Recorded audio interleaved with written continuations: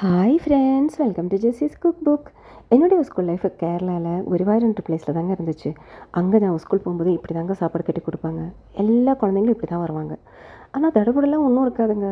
ரொம்ப சிம்பிளாக தான் இருக்குங்க. அன்றைக்கெல்லாம் ஒரு முட்டை ஆம்லேட் கிடைக்கணுன்னாவே ரொம்ப கஷ்டங்க. அதெல்லாம் என்றைக்காவது தான் கிடைக்கும்.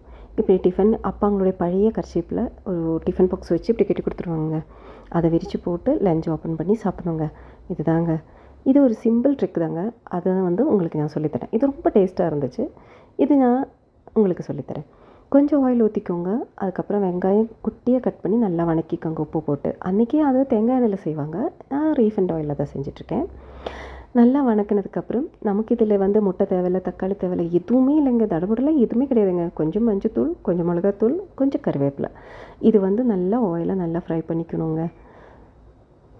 நல்லா கொஞ்சம் மொறுமொறுன்னு ஆகணும். அப்போ நல்லா சூடான சாதத்தில் நடுவில் இதை வச்சுருந்தாங்க.